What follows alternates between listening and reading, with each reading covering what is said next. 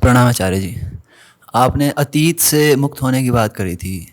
जब मैं देखता हूँ कि मैं तो मतलब अतीत कोई ऐसी एंटिटी नहीं है, मतलब पूरा का पूरा ही मैं अतीत हूँ। मतलब लगता है, मुझे ऐसे लगता है जैसे जिद्दा कृष्णमूर्ति कहते हैं, जिद्दू कृष्णमूर्ति कहते हैं यू आर द मेमोरी। तो फिर पर वो अपने आप आके हावी हो जाता है। मतलब तो फिर ये बातचीत क्यों कर रहे हो? जो भी कुछ मुझसे जानना चाहते हो अपने अतीत से क्यों नहीं पूछ लेते?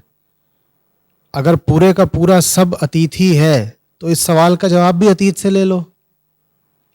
नहीं, जो मैं हूँ वो अतीत है। तो जो अभी अभी कौन बात कर रहा है? अभी भी मैं ही बात कर रहा है ना। पर वो मैं दुखी है ना। माने अपने आप से पूरा नहीं है, संतुष्ट नहीं है, वो तभी दुखी है ना। तो उसको अच्छे से पता है कि कमी है। ठीक है, जब उसे पता है कि कमी है तो इस कमी वाली चीज को क्यों पकड़े हुए है? अगर तुम सिर्फ अतीत का ही एक पिटारा होते, एक बंडल होते, तो अभी मुझसे बात नहीं कर पाते ना। अतीत के अलावा भी तुम कुछ हो जो अभी बात कर सकता है। अतीत में कोई चेतना नहीं होती भाई, तुम एक सचेतन इकाई हो। सारा कंटेंट तो चेतना का अतीत ही है, और क्या है। कंटेंट होगा, हाँ, कटोरा क्या है? कटोरा तो खाली है। हाँ, तो कोई खाली होने की संभावना है ना तुम में। वही जो खालीपन है वो अभी बात कर पा रहा है। उसी खालीपन में ग्राह्यता होती है, रिसेप्टिविटी। नहीं तो तुम कुछ सुन ही नहीं पाते। खालीपन क्यों बात करेगा? खालीपन तो मुक्त है, खालीपन को क्या जरूरत बात करने की। वो खालीपन दुखी है अपने भरे होने से। वो खालीपन अपने अतीत से दुखी है। अतीत ही तो उस खालीपन में व्यर्थ भरा हुआ है। अगर तुम सिर्फ खाली होते तो इस बात की कोई जरूरत नहीं होती। तुम सिर्फ खाली होते तो इस बातचीत की कोई जरूरत नहीं होती। पर तुम एक व्यर्थ ही भरा हुआ खालीपन हो। वैसे देखा जाए तो वो दुखी है, वो भी एक विचार ही है, पर वो बहुत इतना हावी है, मतलब उससे मुक्त हुआ नहीं जाता। मतलब ऐसे ऐसे लगता है कि मैं ही हूँ वो। अगर वो इतना ही हावी होता तो भी ये बातचीत नहीं हो पाती। जिस क्षण में तुम ध्यान दे रहे होते हो इन शब्दों पर या किसी भी और बात पर, उस क्षण में कोई तुम पर हावी नहीं होता है। हाँ, उसके बाद तुम मौका दे दो उसे हावी होने का, तुम्हारी मर्जी। यहाँ पे नहीं हो सकता, यहाँ पे माहौल ऐसा आप हो, यहाँ पे हावी नहीं हो सकता। माहौल तुम्हारा चुनाव है।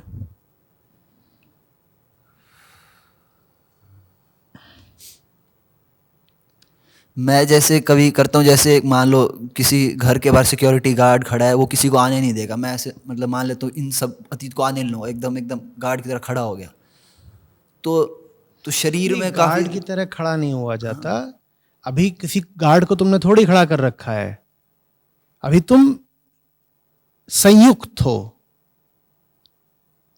अभी तुम एंगेज्ड हो। अभी तुम एक सार्थक कर्म में, सही बातचीत में उपस्थित हो। ये करना होता है। ये सार्थक काम करे बिना अगर तुम चौकीदारी करोगे कि नहीं नहीं नहीं मैं कोई काम करूंगा भी नहीं, और जो अतीत की स्मृतियां हैं इनको आने भी नहीं दूंगा, चौकीदार लगा दूंगा, तो वो नहीं हो पाएगा। इसलिए नहीं हो पाएगा क्योंकि जैसा तुमने कहा, तुम पूरे के पूरे अतीत से ही निर्मित हो। तुम उसे चौकीदार लगा के नहीं रोक पाओगे। आचार्य, सार्थक कर्म हर वक्त मिल नहीं पाता, बहुत मुश्किल हो जाता है। इतने लेवल का मतलब, चलो जैसे खेल भी रहे नहीं, हैं। कर्म तो तुम लगातार कर ही रहे हो। हाँ जी। तो निरर्थक कर्म कैसे हर समय मिल जाता है? तो मिल ही जाता है, वो तो सबको ही वो मिल इतनी जाता होशियारी एक खोज निकालते हो। है। वो तो डिफॉल्ट है, अपने आप मिल ही जाता है। हाँ, तो मेहनत करो डिफॉल्ट को बदलने के लिए। कर्म लगातार कर रहे हो, कह रहे हो निरर्थक आसानी से मिल जाता है, सार्थक नहीं मिलता। ये क्या बात है? नहीं आचार्य जी, कर्म करते टाइम भी ये बुरी चीजें रह जाती है मन में, ईर्ष्या वगैरह। जैसे खेल भी रहे होते थे तो ये होता था कि सबसे अच्छा मैं ही परफॉर्म करूँ, कोई और आगे ना निकल जाए, कोई और रन ना ज्यादा, ये ईर्ष्या ईर्ष्या सब रह ही जाती थी। कोई अच्छा शॉट मार दे, एक तरह तो तारीफ कर रहे हैं, मन ही में जल भी रहे हैं, यार इसने मेरे से अच्छा कवर ड्राइव कैसे मार दिया। जो होता है उसका कोई विकल्प है या नहीं है? वही कॉम्पीट करे और अच्छा अच्छा होने की कोशिश करे, और बस क्या वही बस। है, उसके अलावा कोई रास्ता नहीं। तो उसमें आचार्य जी बहुत ईर्ष्या भी तो होती है, मतलब जलता इंसान अंदर उसका से। कोई विकल्प है या नहीं है? और कोशिश करो, और क्या विकल्प है। तो बस वही है। तो ऐसे मुक्त तो हो ही नहीं पाएंगे कभी, ऐसे ही लड़ते रह जाएंगे। गुलामी का कोई विकल्प है या नहीं है? और compete करेंगे तो किस किस से करेंगे, और इतने सूरमा पड़े हैं दुनिया में, अब कर करके थक जाएंगे। हार मान लेने का कोई विकल्प है या नहीं है? न जाने कितने नेता हैं जिनको ऐसे ही सवाल हैं। मैं किस किस के सवाल शांत करूंगा? अरे जो सामने है उसका तो करो, उसके आगे गिरा वहां से निकलेगी। अजी टेस्ट मैच खेल रहे हैं, ओवरों पे कोई पाबंदी नहीं है, मैं कितनी गेंदें खेलूंगा। ये बल्लेबाज हैं, ये पिच पे उतरे और कह रहे हैं देखो साहब यहाँ तो ये ना T20 है ना ODI है, क्या पता ये 2 दिन तक गेंदें ही डालते रहे। अजी मैं कितनी गेंदें खेलूंगा। अरे जो एक गेंद आ रही है तेरी और पहले वो खेल ले बालक। उधर वो आ रहा है अपने रनअप में, इधर इन्होंने भी रनअप लेना शुरू कर दिया पेविलियन की ओर। दोनों अपना अपना रनअप ले रहे हैं। मैं क्या हुआ? बोले कितनी खेलूंगा। अभी अभी अचानक अस्तित्व का पूरा राज खुल गया है। ये तो अंतहीन श्रृंखला है, एक के बाद एक ये गेंदबाज आते ही जाएंगे छोर बदल बदल के। आचार्य जी खेलने का मजा तब आता है जब बॉल मिडल हो रही हो, बीचों बीच पता चला कोई आ रही है, हेलमेट पे लग रही है, बॉल ने कोई बोला छाती है पे लग क्या रही कि है। मिडिल मत हो, मिडिल में नहीं होंगी। वो तो बल्ला तो तुम्हारे हाथ में है ना, या गेंद ने बल्ले को घूस दे रखी है। या बल्ले के मिडिल में छेद है कि मिडिल हो ही नहीं सकती गेंद, मिडिल में लगेगी तो निकल। आचार्य जी प्रणाम। आचार्य जी लेकिन इसी में आपके द्वारा ही मतलब कई बार सुना है कि मुक्ति अकेले भी तो संभव नहीं है, मुक्ति के लिए सबको साथ लेके चलना पड़ता है। तो दूसरों की मुक्ति उद्देश्य हो ना, दूसरों की भुक्ति को बचाए बचाए ना आपकी मुक्ति है ना दूसरों की मुक्ति है। दूसरों की मुक्ति इसमें थोड़ी ही है कि दूसरे जिस तरीके के हैं उनको वैसे ही बने रहने दिया, या उनको उसी रूप में मान लिया कि ठीक ठाक हैं। हम क्या कर रहे हैं? हम अपना ही टूटा हुआ बर्तन और सड़ा हुआ खाना छोड़ने को तैयार नहीं है। सड़े हुए खाने को मुक्ति थोड़ी मिल जाएगी अगर आप उसे खा लेंगे, या मिल जानी है। दूसरे को मुक्ति दिलाने में और दूसरे के साथ खुद ही युक्त हो जाने में कुछ अंतर होगा या नहीं होगा?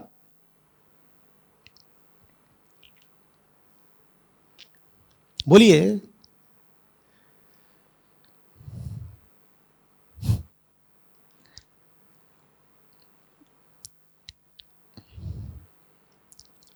जब आप ही अभी ऐसे नहीं है कि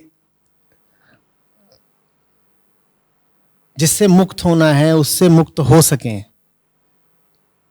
तो कोई दूसरा आपके प्रभाव से, आपके प्रकाश से प्रेरित होकर के कैसे मुक्त हो जाएगा? उसको तो दिख ही रहा है कि खुद यही मुक्त नहीं हो पा रहे। और याद रखिएगा, जब आप किसी के प्रभाव से मुक्त होने में असफल होते हैं ना, तो आप जोर जोर से घोषणा कर रहे होते हैं कि सच हार गया, कि सच में इतना भी दम नहीं है कि वो मुझे अपनी ओर खींच सके तुझसे छुड़ा करके। ये घोषणा करके आपने दूसरे को क्या संदेश दे दिया? बोलिए। आप कहें कि मैं एक बहुत बहुत बढ़िया नाटक देखने जा रहा हूं, एकदम उच्च कोटि का, अभिज्ञान शाकुंतलम, ठीक है, उच्च कोटि का नाटक देखने जा रहा हूं, और आपका बेटा है घर में। वो कहे नहीं मैं तुझे अपना नाटक दिखाऊंगा। वो नाटक क्या दिखा रहा है? उसने अपना बनियान फाड़ दिया है, वो दीवार पे थूक रहा है, वो कह रहा है तुम कहाँ जा रहे हो कालिदास का नाटक देखने, हम तुम्हें अपना नाटक दिखाएंगे ना। और नाटक 6 बजे से है शाम के, और उसका समय बिल्कुल निकट आता जा रहा है। और वो जो घर में आपका छोकरा है वो मचाए जा रहा है, उधम मचाए जा रहा है, कह रहे कहीं नहीं जाना है, हम नाटक दिखा रहे हैं। शीशे तोड़ दिए, जो कुछ भी वो कर सकता था सब कर रहा है। और अब क्या करती हैं आप, कहती हैं देखो मुक्ति अकेले तो मिल नहीं सकती, नाटक अकेले तो देखा नहीं जा सकता बढ़िया वाला, मैं तो इसी के साथ देखती। अब ये घर में ही नाटक कर रहा है तो मैं जा नहीं रही, आप मत जाइए। आपने छोकरे को क्या सबक पढ़ा दिया बताइए, कि उसका नाटक कालिदास के नाटक से बेहतर है, तभी तो माता ने मेरा नाटक देखा। और वो कहेगा अगर मेरा नाटक कालिदास के नाटक से बेहतर ही है तो मुझे बेहतर होने की जरूरत क्या है, मैं तो पहले ही बेहतर हूं। छोकरे को बेहतर करने का तरीका क्या था, छोकरे को उसके नाटक से मुक्ति दिलाने का क्या तरीका था। आप उसके नाटक से मुक्त होकर के असली नाटक की तरफ चले जाइए। जब आप ही उसके नाटक से मुक्त नहीं हो रही तो वो अपने नाटक से क्यों मुक्त हो। और दूसरे, उसको अपनी ताकत का एहसास, अपनी जीत का एहसास हो गया। वो कह रहा है ये जो मेरा नाटक है ना, दीवार पे थूकने वाला और कच्छा फाड़ के उछालने वाला, इससे बढ़िया तो कोई नाटक हो ही नहीं सकता। शेक्सपियर हो कि कालिदास हो, मैंने सबको हरा दिया, मेरा नाटक सब पे भारी। क्या यही संदेश हम अपनी जिंदगी में जितने नाटकबाज हैं सबको नहीं देते हैं? दिन रात आप उनकी जीत करा रहे हैं, जबकि वो गलत जगह पर बैठे हुए हैं, फिर भी आप उनकी जीत करा रहे हैं। गलत जगह पर बैठे बैठे जब उनकी जीत हो रही है तो वो सही जगह की ओर क्यों बढ़े बताओ। वो कहेंगे ये मेरी माता जी ये बड़ी साहित्य प्रेमी बनती थी, कहती थी अरे उपमा कालिदास से। और जब नाटक देखने की बारी आई तो इन्होंने किसका चुनाव किया? इन्होंने कालिदास का नाटक का चुनाव नहीं किया। आपने उसको क्या सिखा दिया कि तेरा नाटक जीतेगा, तेरा नाटक सब पे भारी पड़ेगा। अब वो जिंदगी भर वही नाटक करेगा। जब कोई निचली कोटि का नाटक कर रहा हो तो उसे मुक्ति दिलाने का यही तरीका है कि तुम उससे मुक्त हो जाओ। आप उससे कहिए तू अपना करता रहे, मैं जा रही हूं थिएटर की ओर। आप उससे मुक्त हो जाइए, उसे उसके नाटक से मुक्ति मिल जाएगी। अगली बार जब आप नाटक देखने जाएंगी वो आपके साथ चलेगा, अपना नाटक नहीं करेगा। समझ में आ रही है बात? आप जिसको सहानुभूति कहते हैं वो अक्सर हिंसा, क्रूरता होती है। बस वो आप अनजाने में करते हैं तो इसीलिए आप उसकी जिम्मेदारी नहीं लेते। किसी को गलत संदेश दे देना, किसी की जिंदगी खराब करना क्रूरता है या नहीं है? अब आप उसको ये संदेश दे दे कि तेरा नाटक बहुत बढ़िया, तो ये आपने हिंसा करी कि नहीं करी? लेकिन ये हिंसा आपने कैसे करी? मां की ममता के माध्यम से करी। तो आप कहेंगे हिंसा नहीं ममता है।